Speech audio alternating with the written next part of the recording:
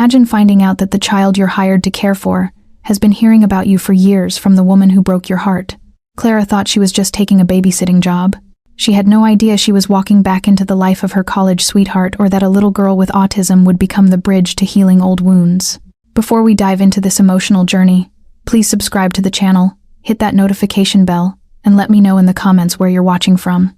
The taxi pulled up to the Grand Victorian house on Maple Street. Clara took a deep breath, grabbed her guitar case, and stepped into what she thought would be just another fresh start. I stood on the front porch, my guitar case heavy in one hand, my heart hammering against my ribs. The Victorian house loomed before me like something out of a fairy tale. All gingerbread trim and wraparound porches. Wind chimes sang softly in the autumn breeze. "You can do this, Clara," I whispered to myself. "It's just a babysitting job." My fingers found the brass doorbell. The sound echoed through what seemed like endless hallways inside. Footsteps approached. Slow, deliberate, the kind that belonged to someone who wasn't in any hurry to answer doors. The lock clicked, the door swung open, and my entire world tilted sideways. Oh my God. Naomi Thorne stood in the doorway, her dark hair shorter than I remembered. Laugh lines around those same green eyes that used to make me forget my own name. She wore a cream-colored sweater and dark jeans, looking like she'd stepped out of a magazine about successful suburban moms. For a moment, neither of us moved. The wind chimes kept singing. A car drove past. Somewhere in the distance, a dog barked. "Clara." Her voice was barely a whisper. I thought about running, just turning around, walking back to the taxi that was already pulling away and pretending this never happened. But my feet stayed planted on her welcome mat like they'd grown roots. "Hi, Naomi." She blinked rapidly like she was trying to wake up from a dream. "What are you? How are you?" "I'm the new babysitter," I said, my voice coming out steadier than I felt. "Clara Winslow." We spoke on the phone. Her face went pale. "You're C. Winslow. Guilty as charged." We stared at each other. 7 years collapsed into nothing. I could smell her perfume, the same vanilla and jasmine she'd worn in college. My stomach did that familiar flip it used to do whenever she walked into a room. "Mommy," a small voice called from somewhere inside the house. "Is the music lady here?" Naomi's eyes never left mine. "Yes, sweetheart, she's here." "This is awkward," I said, stating the obvious. "That's an understatement." She stepped back, gesturing for me to come in. "We should talk, but Ivy's been so excited to meet you. She's been asking about the music teacher all week." I followed her into a foyer that belonged in a museum. Hardwood floors gleamed under a crystal chandelier. Family photos lined the walls. Naomi with a little girl who had her same green eyes and a smile that could light up Times Square. "She's beautiful," I said, nodding toward the pictures. "She's everything." Naomi's voice softened in that way it always did when she talked about something she loved. "Clara, I had no idea you were. I mean, when I saw your resume, your name was listed as C. Winslow, and I thought, you thought it was someone else. Anyone else?" Footsteps thundered down a staircase I couldn't see yet. Then she appeared, a whirlwind of dark curls and bright yellow dress, clutching a stuffed elephant that had seen better days. Ivy Thorne was 6 years old and absolutely radiant. "Are you the music lady?" she asked, stopping 3 feet away from me and tilting her head to one side. "Mommy said you play guitar and piano, and maybe you could teach me songs." "I am the music lady," I said, crouching down to her level. "And you must be Ivy." She nodded solemnly. "I'm autistic. Mommy says that means my brain works different, but not wrong. Do you know any songs about elephants?" My heart melted on the spot. "I know several songs about elephants. This is Mr. Peanuts," I said, nodding toward her stuffed animal. "How did you know his name?" Ivy's eyes went wide. "Lucky guess." She giggled, a sound like silver bells. "Mommy, I like her already." I glanced up at Naomi, who was watching us with an expression I couldn't quite read. Surprise? Relief? Something that looked dangerously close to the way she used to look at me when we were 21 and thought we had forever. "Why don't you show Clara to the music room?" Naomi suggested. "I'll make some coffee." "Can I carry your guitar?" Ivy asked. "It's pretty heavy." "I'm strong. Mommy says I'm stronger than I look." I handed her the case and she wrapped both arms around it like it was precious cargo, which to me it was. "Follow me," she announced, marching toward the back of the house. "The music room is my favorite room because it has the big piano and the windows that look at the garden, and sometimes birds sit on the windowsill and sing along when I practice." I followed her down a hallway lined with more family photos, Naomi and Ivy at the beach, Naomi and Ivy at what looked like a school play. Naomi and Ivy building a snowman. No pictures of a dad anywhere. The music room took my breath away. A baby grand piano sat in the center, surrounded by floor-to-ceiling windows that looked out onto a garden that belonged in a fairy tale. Music stands, a violin case, sheet music scattered across a desk. "Mommy plays piano," Ivy said, setting my guitar case down carefully. "She's really good, but she doesn't play anymore because she says she's too busy with work and taking care of me." "What kind of work does your mommy do?" "She's a lawyer. She helps people when other people are mean to them." Ivy climbed onto the piano bench and pressed middle C. The note rang clear and true. "Do you want to hear me play Twinkle, Twinkle, Little Star?" "I would love that." She played with careful concentration, her little fingers finding each note deliberately. It wasn't perfect, but it was beautiful in the way that only a child's music can be. "That was wonderful," I said when she finished. "Mommy taught me. She used to play all the time before." Ivy stopped, her face scrunching up in thought. "Before the sad time. The sad time when Mommy used to cry a lot. But that was a long time ago. I was little then." My chest tightened. 7 years ago, Naomi had been crying a lot because of me, because of what I'd done. "Ivy." Naomi's voice came from the doorway. "Coffee's ready." I turned to find her leaning against the frame, holding 2 steaming mugs. She'd been watching us, and something in her expression made my heart skip. "Clara likes my piano playing," Ivy announced, "and she knows songs about elephants." "Does she?" Naomi stepped into the room, handing me a mug. Our fingers brushed for just a second, and I felt that old familiar spark. "Cream, no sugar. You still drink it the same way." "Some things never change, and some things do." We looked at each other over Ivy's head. 7 years of silence stretched between us, full of words we'd never said and apologies we'd never made. "Mommy," Ivy said suddenly, "you look happy." "Do I?" "Uh-huh. You get crinkles by your eyes when you're really happy, like when we make pancakes on Sunday mornings." Naomi's cheeks flushed pink. "Why don't you go wash your hands for lunch? Clara and I need to talk about your music lessons." "Okay." Ivy hopped off the bench and skipped toward the door. "Clara, are you staying for lunch? Mommy makes really good grilled cheese." I looked at Naomi. "I should probably go. Let you two discuss whether you still want me to stay," Naomi said quietly. "Please, we need to figure this out. And Ivy's already attached to you." Ivy paused in the doorway. "Mommy." "Yes, sweetheart. I like Clara. She feels like home." And with that, she disappeared down the hallway, leaving Naomi and me alone in a room full of music and memories, and the weight of everything we'd never said to each other. The silence stretched between us like a tightrope. I sipped my coffee and tried to pretend my hands weren't shaking. Naomi stood by the piano, running her fingers along the keys without pressing them down. "So," she said finally, "this is happening. Apparently, of all the babysitting jobs in all the world, you had to post the one I'd answer." I managed a weak smile. "Very Casablanca of us." She almost smiled back. "Almost. You always did love old movies."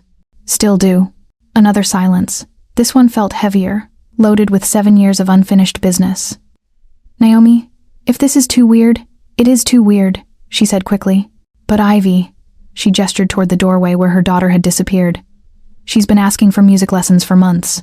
And when I heard you play on that demo recording you sent, I knew you were exactly what she needed. You didn't know it was me." "No, but I should have recognized your style. You always played like you were telling a story." My heart did that stupid fluttering thing it used to do whenever she complimented my music. "You remember how I play?" "I remember everything, Clara." The words hung in the air between us. I set down my coffee mug before I could drop it. "Mommy," Ivy's voice echoed from what sounded like the kitchen. "Can Clara see my room after lunch? I want to show her my elephant collection."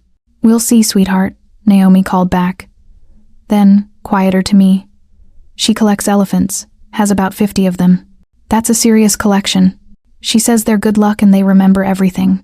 So, they can help her remember things too." I thought about that.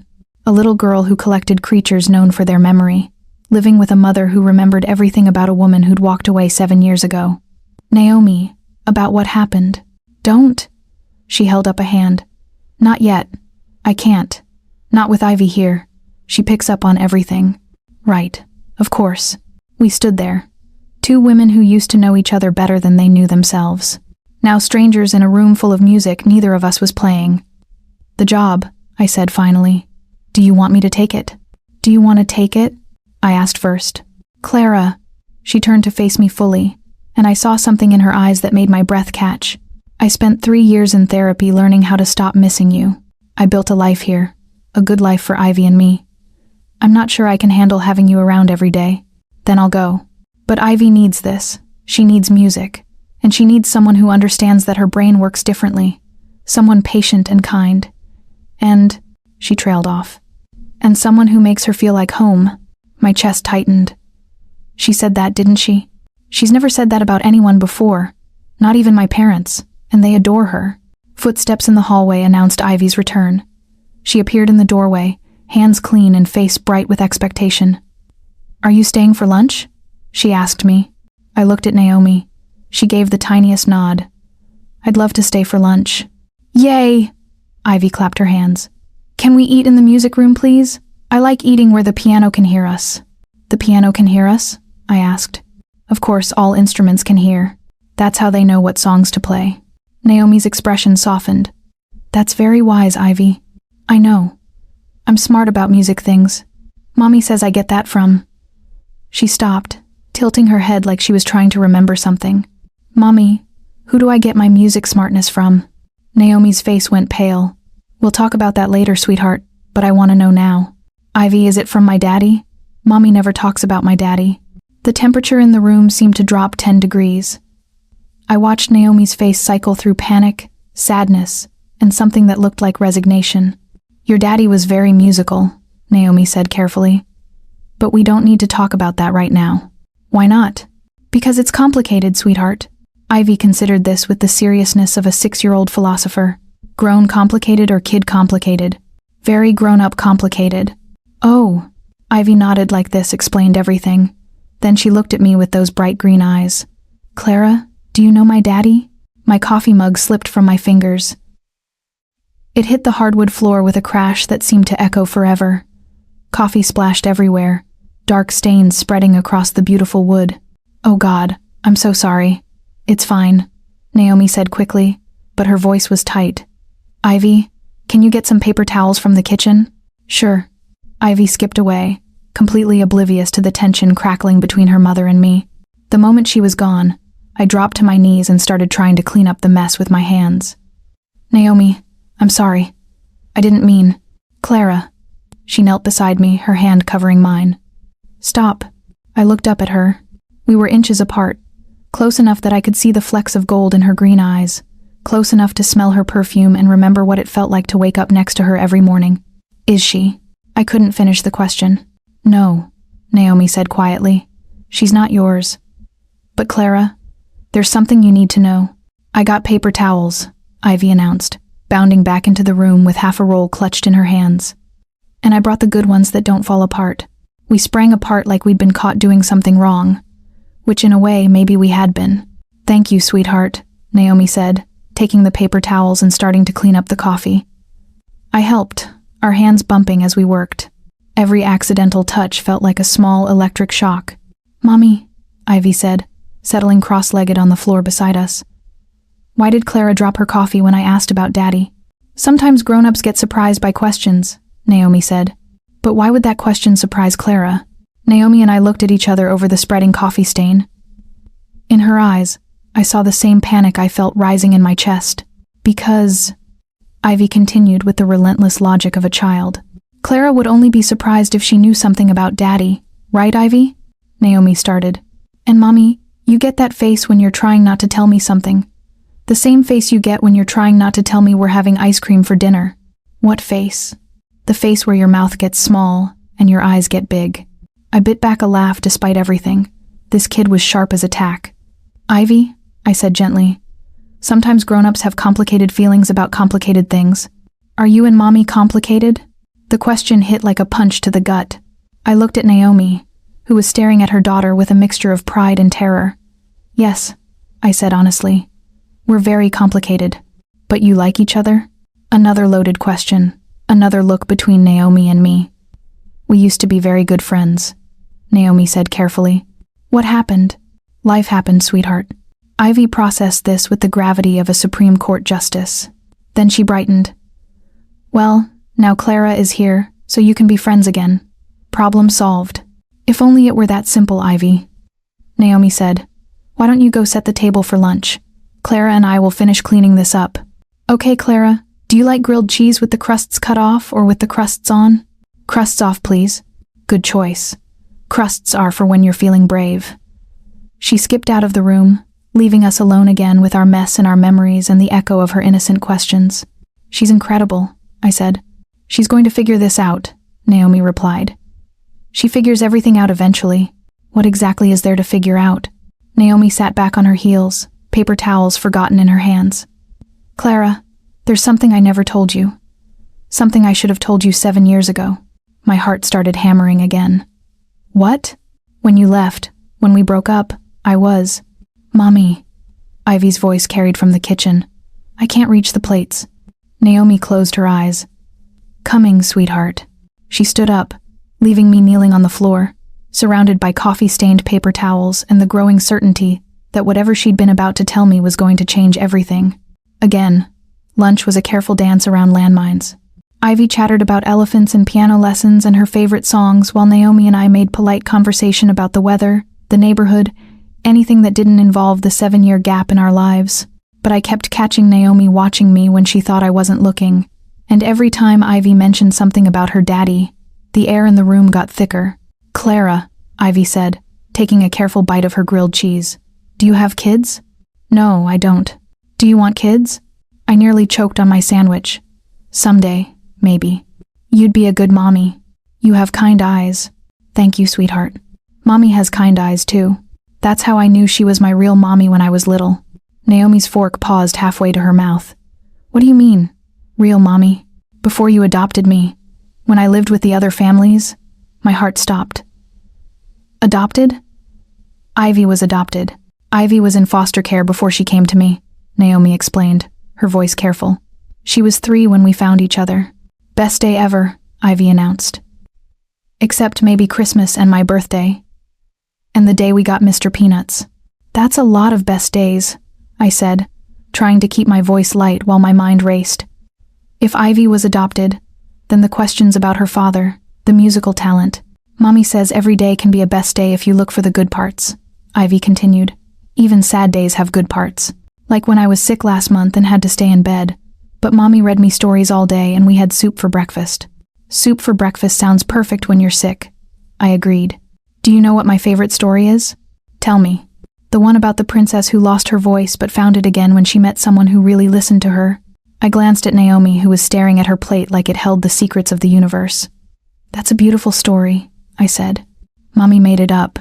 She makes up lots of stories. She used to want to be a writer before she became a lawyer, did she? Uh-huh.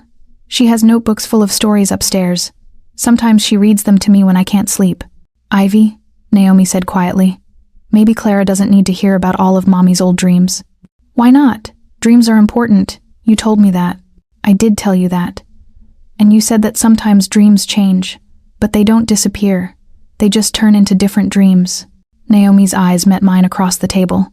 Yes, I said that. So, what dream did writing turn into? Ivy asked.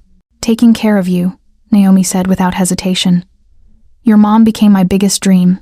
Ivy beamed. And now Clara's here to teach me music, so maybe that's a new dream too. The hope in her voice was almost too much to bear. This little girl who'd been through foster care, who'd found her forever home with Naomi, who collected elephants because they remembered everything. She was already weaving me into her story. Speaking of music, I said, desperate to change the subject. What would you like to learn first? Everything, Ivy said, but especially the song Mommy used to sing when she thought I was asleep. Naomi went very still. What song, sweetheart? The one about the person who went away, but you still loved them. It made you cry, but it was pretty crying. My chest tightened. I knew that song. I'd written it for Naomi the night before I left. I don't remember that song, Naomi said, but her voice was too careful. Yes, you do. You hummed it this morning when you were making coffee. And yesterday when you were folding laundry and... Ivy. Naomi's voice was gentle but firm. Why don't you go get your elephant collection? Show Clara your favorites. Okay, but can we play music after, please? We'll see. Ivy bounced out of her chair and thundered upstairs. The moment she was gone, silence fell like a curtain. "You kept the song," I said quietly. "I kept everything." Naomi's voice was barely a whisper. "Your songs, your letters, that ridiculous stuffed penguin you won for me at the county fair. Naomi, do you know what the hardest part was?" She looked up at me, and her eyes were bright with unshed tears. "It wasn't the fighting at the end. It wasn't even you leaving. It was the silence after 7 years of wondering if you ever thought about me. If you ever regretted walking away. I regretted it every day. Then why didn't you come back? Because you were better off without me. We both knew that. Did we? Because I spent 3 years in therapy trying to convince myself of that, and I'm still not sure I believe it." I reached across the table, my fingers brushing hers. "Naomi, I was a mess. I was drinking too much. I couldn't hold a job. I was angry all the time. You were grieving. Your mom had just died. You'd lost your scholarship, and I was taking it out on you. Every fight we had, every time I shut you out, every time I chose the bottle over talking to you, you were 21 years old and dealing with trauma. I should have been more patient. You were perfect. You were patient and loving and everything I didn't deserve. Don't say that. It's true. You had your whole life planned out. Law school, career, the house with the white picket fence. I was just the broke music major who was going to drag you down. You never dragged me down. You lifted me up. You made me believe in magic." The words hung between us like a bridge I wasn't sure I was brave enough to cross. "Found them." Ivy's voice carried down the stairs, followed by the sound of what seemed like a herd of elephants being transported. She appeared in the doorway with an armload of stuffed animals, her face glowing with excitement. "This is my collection," she announced, dumping them onto the table. "This is Mr. Peanuts, obviously, and this is Rosie and Trumpet and Big Ears and Tiny and Sparkles." She went through each elephant, telling me their names and their special qualities. Some were for bedtime, some were for when she felt scared, some were for celebrating good days. "And this one," she said, picking up a small gray elephant with a pink bow, "is Hope." "Hope is a beautiful name," I said. "Mommy gave her to me on the day I came home. She said hope was for keeping dreams safe until they come true." I looked at Naomi, who was watching her daughter with such love it made my chest ache. "What dream is Hope keeping safe?" I asked. Ivy considered this seriously. "I used to think it was the dream of having a real family, but that came true when Mommy adopted me. So now I think Hope is keeping a different dream safe." "What kind of dream?" "The dream of Mommy being happy. Really, really happy. Not just pretend happy." The words hit like a physical blow. I saw Naomi's face crumple for just a second before she composed herself. "I am happy, sweetheart," Naomi said. "I know you love me, and I make you happy," Ivy said with the wisdom of someone far older than 6. "But there's a different kind of happy. The kind that makes you sing while you're cooking and dance when you think no one's watching. You've been watching me dance sometimes when you think I'm asleep, but I'm really getting water. You dance to the sad songs, Mommy. Happy people don't dance to sad songs." Naomi looked like she might cry. I felt like I might cry. This little girl saw everything, understood everything, felt everything. "Maybe," Ivy said, looking between us with those 2 wise eyes. Hope was keeping the dream of Clara coming back. The silence that followed was deafening. Naomi stared at her daughter. I stared at my hands. Ivy arranged her elephants in a careful circle around her plate. "Ivy," Naomi said finally. "How did you—" "I'm smart about feelings," Ivy said matter-of-factly. "And Mommy, you get the same look when you talk about Clara that you get when you listen to your favorite song. The happy, sad look. The happy, sad look. When something makes you smile and want to cry at the same time." I understood that look. I'd been wearing it since the moment Naomi opened the door. "Clara," Ivy said, turning to me, "do you get the happy, sad look when you think about Mommy?" The question was so direct, so innocent, so impossible to answer without breaking something. "Yes," I said honestly, "I do." "Good," Ivy said. Like that settled everything. "Now, can we play music? I want to learn the song that makes Mommy cry pretty tears." The piano bench was barely big enough for both of us, but Ivy insisted we sit together. She smelled like strawberry shampoo and childhood innocence. And when she placed her small hands on the keys next to mine, something in my chest cracked open. "Show me the song," she said. "The one that makes Mommy's eyes sparkle." I glanced toward the doorway where Naomi stood, leaning against the frame with her arms crossed. She'd been watching us for the past 20 minutes as I taught Ivy basic scales and simple melodies. "I'm not sure your mom wants to hear that song," I said. "Why not?" "Because it's complicated. Everything grown up is complicated," Ivy sighed dramatically. "But music isn't complicated. Music just is." Out of the mouths of babes. "She's right," Naomi said quietly, stepping into the room. "Music just is." I looked at her, trying to read the expression on her face. "Are you sure? Play it, Clara. Please." My fingers found the opening chords without conscious thought. Muscle memory. Heart memory. The melody I'd written 7 years ago, in a tiny apartment at 3:0 inches the morning, tears streaming down my face as I tried to put everything I couldn't say into notes and words. I started to sing, my voice soft and careful. "I memorize the way you laugh, the way you take your coffee black, the way you hum when you're thinking, the way you cry when you're not." Ivy's hands stilled on the keys. She was listening with the complete attention that only children possess, absorbing every note, every word. I should have stayed, should have fought, should have been the love you sought. But I was scared, and I was broken, and I left too much unspoken. I could feel Naomi's presence behind us. I could almost hear her breathing. When I dared to glance back, she was standing perfectly still, one hand pressed to her mouth. "So I'll carry you in melodies in every song I'll ever sing. You'll be the voice that guides me home. You'll be my everything." The last chord faded into silence. Ivy sat perfectly still for a long moment, then turned to look at me with those wise green eyes. "You wrote that for Mommy," she said. It wasn't a question. "Yes, it's beautiful and sad. But beautiful sad, not just sad sad. There's a difference." "Oh yes. Sad sad makes you want to hide under blankets. Beautiful sad makes you want to hug someone." She demonstrated by throwing her arms around my waist. I hugged her back, this little girl who understood more about love and loss than most adults. "Mommy," Ivy called without letting go of me. "Are you crying?" "A little bit." Naomi's voice was thick. "Pretty tears or sad tears? I'm not sure there's a difference anymore." Ivy released me and turned around on the bench. "Come sit with us, Mommy. Clara can teach us both." "Oh, sweetheart, I don't think. Please, we can all fit. Clara's not very big." "Thanks, kid," I said, ruffling her hair. Naomi hesitated for a moment, then walked over to the piano.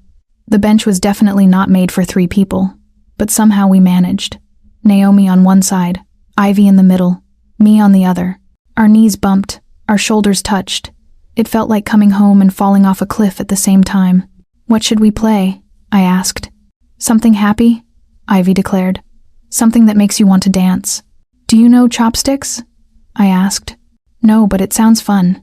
I showed them the simple melody, our 6 hands moving across the keys in a chaotic but joyful symphony. Ivy giggled when she hit the wrong notes. Naomi smiled. "Really?" Smiled. "For the first time since I'd arrived, this is the best music lesson ever," Ivy announced. "Can we do this every day?" "Every day?" I looked at Naomi. "We haven't discussed the schedule yet," Naomi said carefully. "I was thinking 3 times a week," I said. "Monday, Wednesday, Friday. If that works for you, that works perfectly, right, Mommy?" "Right," Naomi said. But she was looking at me when she said it, not at Ivy. We played for another hour.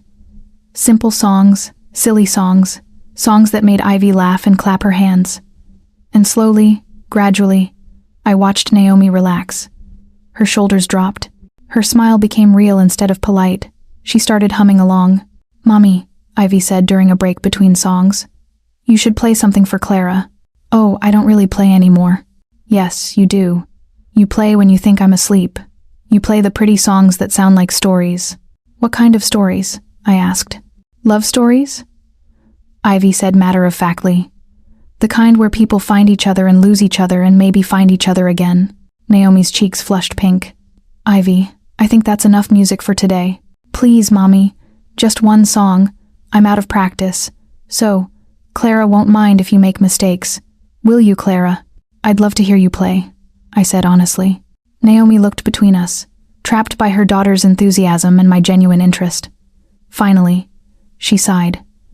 "One song, but you two have to promise not to laugh if I mess up." "Promise?"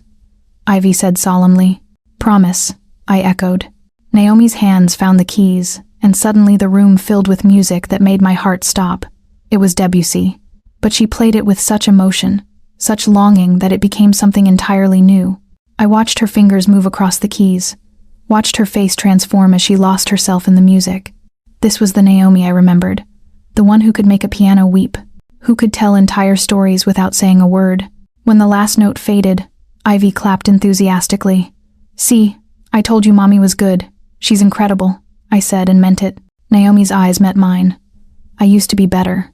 You're still better than anyone I know. You always were too generous with your compliments." I was never generous enough. The words slipped out before I could stop them. Naomi's breath caught. Ivy looked between us with that too perceptive gaze. "Are you guys going to kiss?" she asked, with the bluntness of a 6-year-old. "Ivy?" Naomi gasped. "What?" "That's what people do in movies when they look at each other like that. This isn't a movie, sweetheart. It could be a really good one with music and elephants and happy endings." I couldn't help but laugh. "You have quite an imagination. Mommy says imagination is just hope wearing a costume. Your mommy is very wise." "I know. That's why I picked her." "You picked her?" "When the social worker brought me here for the visit, Mommy was playing piano, and I knew she was the one because her music sounded like home." My throat tightened. "What does home sound like?" "Like someone who will love you even when you're scared or sad or different. Like someone who will sing you to sleep and teach you that being different is actually being special." I looked at Naomi, who was staring at her daughter with tears in her eyes. "And now," Ivy continued, "Clara's music sounds like home too, so maybe we can all be home together. The innocence of it, the hope of it, the impossible simplicity of it." It broke something open in my chest that I'd been keeping carefully locked away. "Ivy," Naomi said gently, "Clara has her own life, her own home." "Do you?" Ivy asked me directly. "Do you have a home that sounds like music?" I thought about my tiny apartment across town, about the silence that filled it every evening, about the songs I wrote but never shared because there was no one to share them with. "No," I said honestly, "I don't." "Then you should stay here. We have lots of room and Mommy makes really good pancakes and I could show you my whole elephant collection, not just the favorites." "Ivy," Naomi started, "and maybe you could teach Mommy to play happy songs instead of just the sad ones." "I don't play sad songs," Naomi protested. "Yes, you do. Every night after you tuck me in.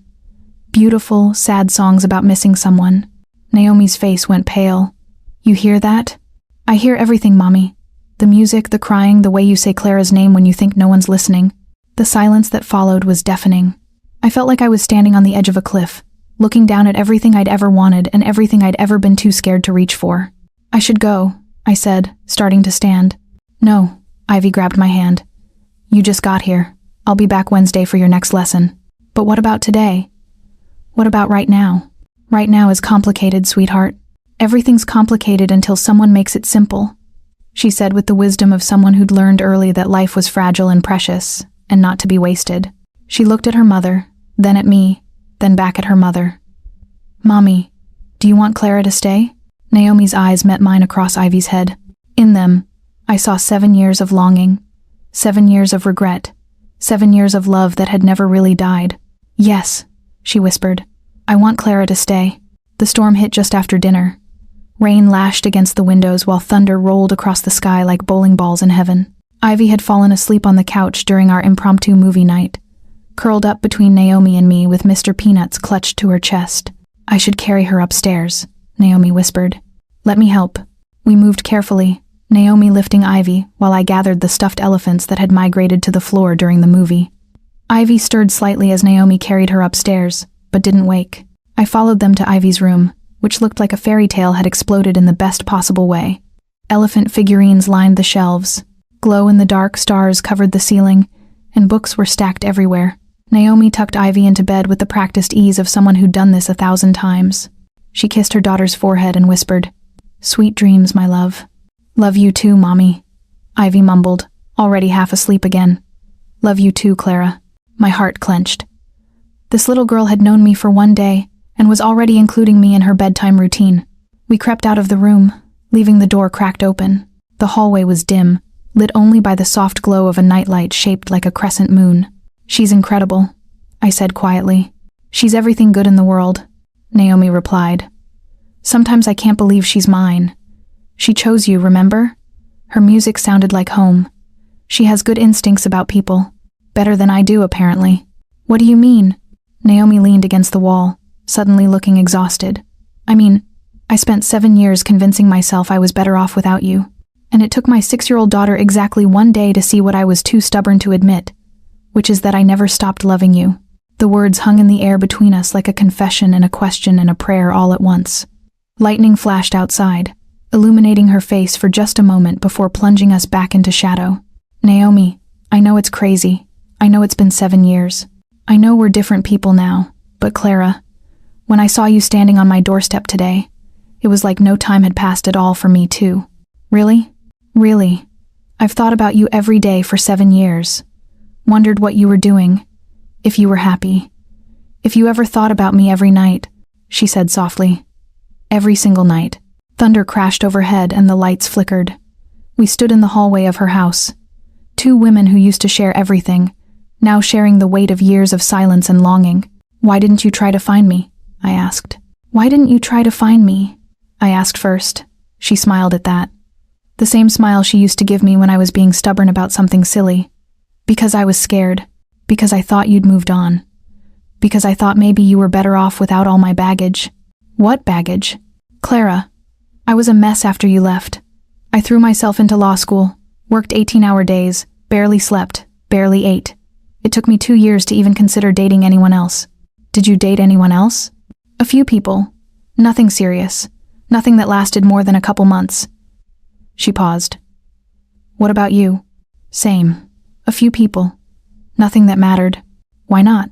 Because none of them were you. The honesty of it, the simplicity of it seemed to surprise us both. We stood there in the dim hallway listening to the rain and the sound of our own breathing. When I decided to adopt Ivy, Naomi said, I thought maybe that would be enough. Maybe being her mom would fill the space you left behind. Did it? In some ways, she gave me purpose, gave me joy, gave me a reason to build a real life instead of just surviving. But Clara, there was always this piece missing. This song I couldn't quite hear, this color I couldn't quite see.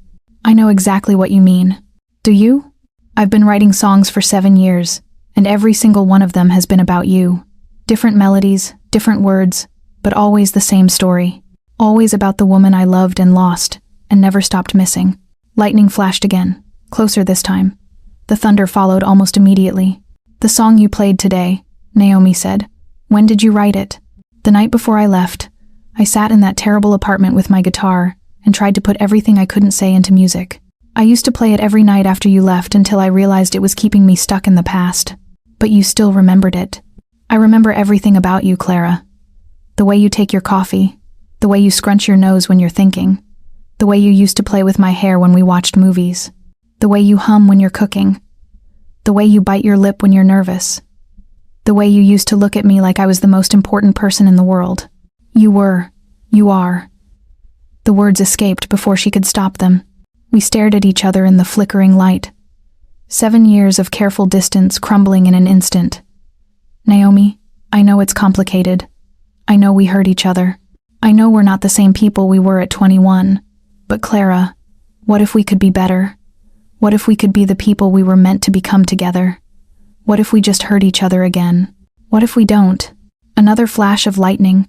Another crash of thunder. The storm was right overhead now, wild and fierce and beautiful.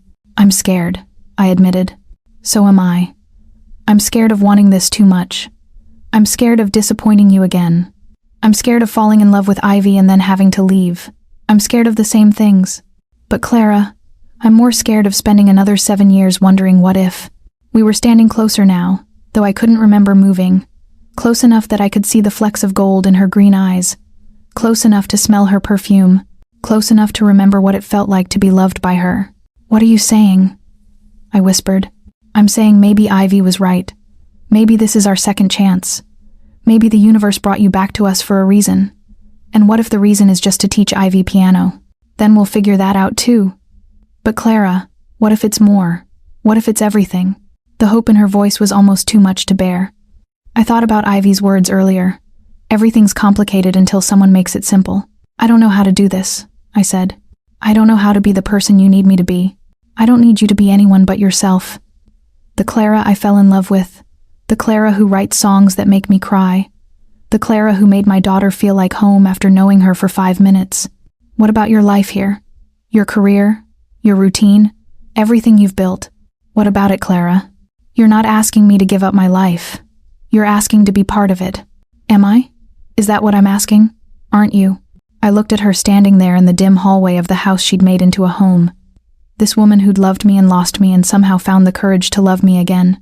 I thought about Ivy sleeping peacefully down the hall, dreaming of elephants and music and the possibility of a family that included all 3 of us. Yes, I said finally. That's exactly what I'm asking. Then ask me properly. Naomi Thorne, I said, my voice shaking slightly. Would you let me be part of your life? Would you let me love you and Ivy and build something beautiful together? Clara Winslow, she replied, stepping close enough that our foreheads almost touched. I thought you'd never ask. The kiss was inevitable, 7 years in the making, soft and desperate, and full of everything we'd never said. She tasted like hope and second chances and coming home. When we broke apart, both of us were crying. So what happens now? I asked. Now we take it one day at a time. We figure it out together.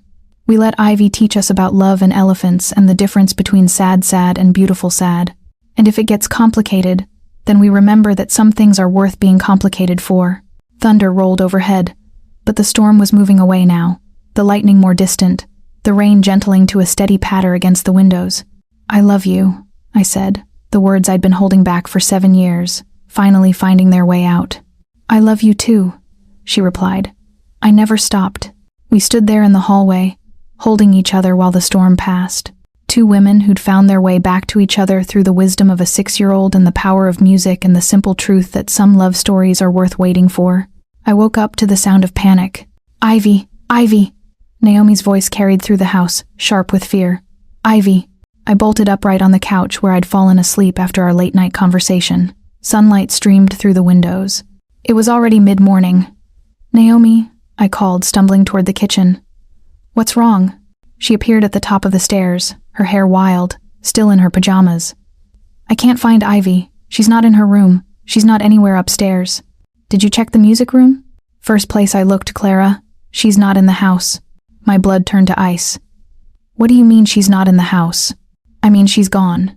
The back door is unlocked, and her shoes are missing from the mudroom. I was already moving, grabbing my jacket from the chair where I'd left it. How long have you been looking? 10 minutes? Maybe 15. I overslept. I never oversleep. And when I went to wake her up for breakfast, her bed was empty. Okay, let's think. Where would she go? I don't know. Naomi's voice cracked. She's never done this before. She doesn't just wander off. She knows the rules about staying in the yard. Maybe she's in the garden or the backyard. I checked. Clara, what if someone took her? What if... Hey. I caught her hands, which were shaking. We're going to find her. She's a smart kid and she knows this neighborhood. She probably just went exploring. She's autistic, Clara. New situations, unexpected changes. They can be overwhelming for her. What if she got scared? What if she's lost and can't find her way back? I could see the terror in Naomi's eyes, the way every parent's worst nightmare was playing out in real time. We'll find her, I said firmly. But we need to be smart about this. Where are her favorite places? Where does she like to go when you take walks? The park. There's a playground about 4 blocks away. And the library. She loves the children's section. Oh God. What if she tried to walk to the library by herself? Let's start with the park. You take the direct route. I'll check the side streets. If we don't find her there, we'll call the police. I should call them now. Let's give ourselves 30 minutes first. She's probably just having an adventure. But even as I said it, I felt the cold grip of fear in my stomach. Ivy was 6 years old. She was barely more than a baby. The world was too big, too loud, and too dangerous for her. I felt sick, imagining her lost. My precious Ivy was only 6 years, autistic, and alone somewhere in a world that wasn't always kind to children who were different. We split up at the front door. Naomi headed straight for the park while I took the winding route through the neighborhood, checking every yard, every hiding spot, every place a curious little girl might explore. Ivy, I called, my voice echoing off the quiet suburban streets. Ivy, it's Clara. Nothing. I checked behind garden sheds, under porches, in the little gazebo at the corner of Maple and 3rd. My heart hammered against my ribs with each empty space, each moment that passed without finding her. My phone buzzed. "Naomi, anything," I answered. "She's not at the park. Clara, I'm scared. This isn't like her. I'm heading to the library. Meet me there." Already on my way. The library was a 10-minute walk from the house, too far for a 6-year-old to manage alone. But Ivy was smart. Maybe she'd remembered the route from their weekly visits. I found Naomi pacing in front of the building, her face pale with worry. "They're not open yet," she said. "It's Sunday. They don't open until noon." "Okay, where else?" "Think, Naomi, where would she go?" "I don't know. She's never done anything like this before. She's always been so good about staying close, about following rules." Wait. Something clicked in my memory yesterday when we were playing piano. She mentioned something about birds, about how they sit on the windowsill and sing along when she practices. The music room windows face the garden. But she also said something else about birds singing. Where else would she go to hear birds? Naomi's eyes widened. "The nature preserve. There's a trail that starts about 6 blocks from here. We went there last month to look for different kinds of birds for a school project. That's it. That has to be it. We actually ran through the suburban streets, past neat lawns and white picket fences, past the life Naomi had built for herself and Ivy. My lungs burned, but I didn't slow down. Neither did Naomi. The nature preserve was a small patch of woods with a paved trail that wound around a pond. On weekends, it was usually full of joggers and families with strollers, but this early on a Sunday morning, it was nearly empty. "Ivy," Naomi called as we reached the trailhead. "Ivy, there." I pointed toward a small figure sitting on a bench about 50 yards down the path. "Is that her?" Naomi squinted, then broke into a sprint. "Ivy." It was her sitting perfectly still on a wooden bench facing the pond with Mr. Peanuts in her lap, and her small hands folded carefully over his gray trunk. "Ivy." Naomi reached her first, dropping to her knees in front of the bench. "Oh my God, sweetheart, you scared me so much." Ivy looked up with those wise green eyes, completely calm. "Hi, Mommy. Hi, Clara." "Ivy, what are you doing here?" I asked, trying to keep my voice gentle despite the adrenaline still coursing through my system. "Listening to the birds," she said matter-of-factly. "They're singing the same song you played yesterday, the one about missing someone." Naomi and I exchanged glances. "What do you mean, sweetheart?" "The birds are sad today, like you and Clara were sad yesterday, so I came to keep them company." "Honey, you can't just leave the house without telling me. You scared me." I left a note. "What note on my pillow?" I drew a picture of me and the birds and wrote, "Gone to help sad birds" at the bottom. Naomi closed her eyes. "I didn't see a note, sweetheart. I was so worried I didn't look carefully." "Oh," Ivy considered this. "I should have made it bigger. You should have woken me up and asked permission. But you were sleeping so peacefully and Clara was sleeping on the couch and she looked peaceful too. I didn't want to wake up the peaceful despite everything." I felt my heart melt a little. This kid had snuck out of the house to comfort sad birds because she didn't want to disturb our peaceful sleep. "Ivy," I said, sitting down on the bench beside her. "Your mom and I weren't peaceful when we woke up and couldn't find you. We were terrified. Terrified. Scared. Really, really scared that something bad had happened to you." Ivy's face scrunched up in thought. "But nothing bad happened. I was just helping the birds feel better." "How were you helping them?" "By singing to them. The same song you sang to Mommy yesterday. Listen." She started humming the melody I'd played on the piano, the song I'd written 7 years ago about love and loss and carrying someone in your heart. Her voice was sweet and clear, and as she hummed, birds actually did start responding from the trees around us. "See," she said when she finished. "They like it. It makes them feel less alone." Naomi was crying now, silent tears streaming down her face. "Ivy, you can't leave the house alone. It's not safe. But the birds needed help." "The birds will be okay, sweetheart. But I need you to be safe. I need you to stay where I can protect you, like how you protected me when I was in foster care." "Yes, exactly like that." Ivy nodded solemnly. "Okay, I won't leave without asking again. But Mommy." "Yes, can we come back here together sometime?" "The birds really do like music." "Of course we can. And can Clara come too?" Naomi looked at me over Ivy's head. "If Clara wants to, I'd love to," I said. "Good." Ivy stood up, clutching Mr. Peanuts. "Can we go home now? I'm hungry, and I want to show you the note I left. I drew really good birds." We walked back through the neighborhood, Ivy, between us, chattering about the different bird songs she'd heard, and how each one told a different story. Naomi held her hand tightly like she might disappear again if she let go. "Ivy," I said as we turned onto Maple Street. "Can I ask you something?" "Sure." "Why did you think the birds were sad?" "Because they were singing in minor keys. Sad songs are always in minor keys. You taught me that yesterday. I taught you that when you played the song for Mommy. You said minor keys make music sound sad and major keys make it sound happy." I didn't remember saying that, but apparently Ivy had been absorbing every word, every lesson, every emotion from our time together. "And you thought they needed company. Everyone needs company when they're sad. That's why Mommy adopted me. Because I was sad and needed company, and she was sad and needed company. And together we weren't sad anymore. Is that how it works?" "That's how love works," Ivy said, with the certainty of someone who'd learned this truth the hard way. Love is just company that lasts forever. We reached the house, and Naomi unlocked the front door with shaking hands. The moment we were inside, she pulled Ivy into a fierce hug. "Don't ever scare me like that again," she whispered into her daughter's hair. "I won't, Mommy, I promise." "I love you so much, Ivy. More than all the elephants in the world. I love you too, more than all the birds in the sky." They held each other for a long moment while I stood in the doorway, watching this family that had somehow become mine in the space of 2 days. Watching this little girl who collected elephants and comforted sad birds and understood that love was just company that lasted forever. "Clara," Ivy said, pulling back from her mother's embrace. "Are you going to stay for breakfast? If your mom doesn't mind." "I don't mind," Naomi said, her voice still shaky from the scare. "I don't mind at all." "Good, because I want to show you my note, and then I want to learn a happy song, something in a major key that we can teach the birds next time we visit them." "That sounds perfect," I said, and it did.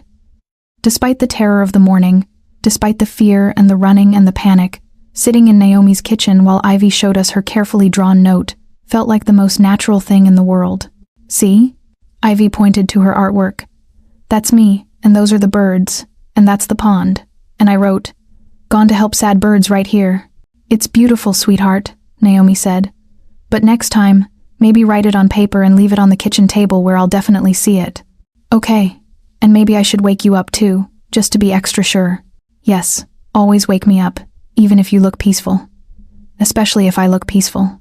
Ivy nodded seriously, filing this information away for future reference. Then she looked between us with those 2 wise eyes. "Are you and Clara going to be sad birds anymore?" she asked. "What do you mean?" Naomi asked. "Yesterday you were both singing sad songs. Today you're sitting close together and smiling. So I think maybe you're not sad birds anymore. I think maybe you're happy birds now." Naomi and I looked at each other across the kitchen table, and I saw my own hope reflected in her eyes. "Yeah," I said, reaching for Naomi's hand. "I think maybe we are happy birds now." "Good," Ivy said, climbing onto her chair. "Happy birds sing the best songs." 3 months later, I was officially living in the music room, not literally. I had my own bedroom upstairs now, right across the hall from Ivy's. But I spent most of my time in the room with the baby grand piano and the floor-to-ceiling windows, teaching Ivy, and sometimes Naomi, writing new songs and learning what it meant to be part of a family. "Clara," Ivy called from the kitchen. "Can you help me with the pancakes? I want to make them shape like elephants, but they keep looking like blobs." "Coming," I called back, saving the song I'd been working on. A happy song in a major key about second chances and little girls who collected elephants and women who tasted like coming home. I found Ivy standing on a step stool at the stove, wielding a spatula with the determination of a master chef. Naomi sat at the kitchen table in her pajamas, grading papers and sipping coffee. "The trick," I said, taking the spatula from Ivy, "is to make the body first, then add the trunk and legs. Show me." I poured batter into the pan, creating a rough elephant shape. It wasn't perfect, but it was recognizably pachyderm. "You're magic," Ivy declared. "Mommy, look. Clara made an elephant." "I see that," Naomi said, smiling at us over her coffee mug. "Very impressive. Can you teach me to make music notes too? I want to make a whole breakfast orchestra after elephants," I promised. We cooked together, Ivy chattering about her upcoming school concert and the new elephant she'd added to her collection, a tiny ceramic one that Naomi had found at an antique shop. The kitchen smelled like vanilla and butter, and the kind of contentment I'd never thought I'd find. "Clara," Ivy said as I flipped another elephant pancake, Can I ask you something? Always. Are you going to marry Mommy? I nearly dropped the spatula. Naomi choked on her coffee. Ivy, Naomi gasped. What? It's a good question. You love each other. You live together. You make pancakes together. That's what married people do, right? It's more complicated than that, sweetheart, Naomi said, her cheeks pink. Everything's complicated until someone makes it simple, Ivy said, using her favorite phrase. Do you want to marry Clara, Mommy? Ivy, do you, Clara, want to marry Mommy? I looked at Naomi, who was staring at her coffee like it held the secrets of the universe. We'd been taking things slowly, carefully, learning how to be together again, while also learning how to be a family with Ivy. We hadn't talked about marriage, about making it official, about forever.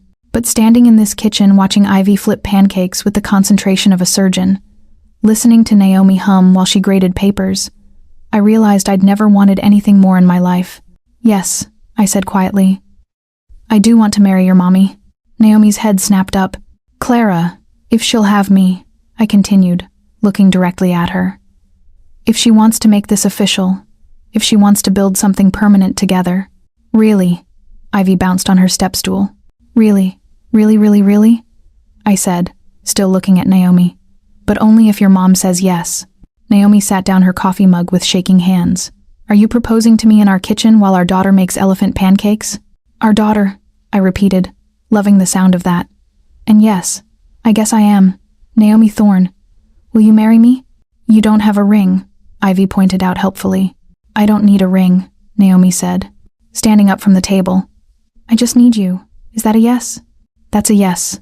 Ivy shrieked with delight and threw her arms around both of us, creating a 3-person hug that smelled like pancakes and felt like home. We're going to be a real family, she announced. Can I be the flower girl? Can we have elephants at the wedding? Can we play music instead of having a boring ceremony? Slow down, I laughed. We just got engaged 30 seconds ago, but we have to plan everything. Mommy, can we have the wedding in the music room with the piano and the windows and the birds singing along? Naomi and I looked at each other over Ivy's head. That actually sounds perfect, Naomi said. Really? Really? Small ceremony? Just us and the people we love most. Music and elephants and birds singing along. And pancakes for the reception, Ivy added. Definitely pancakes for the reception. We spent the rest of the morning planning an imaginary wedding while eating elephant-shaped pancakes and listening to Ivy's increasingly elaborate ideas about decorations and music, and whether Mr. Peanuts could be the ring bearer.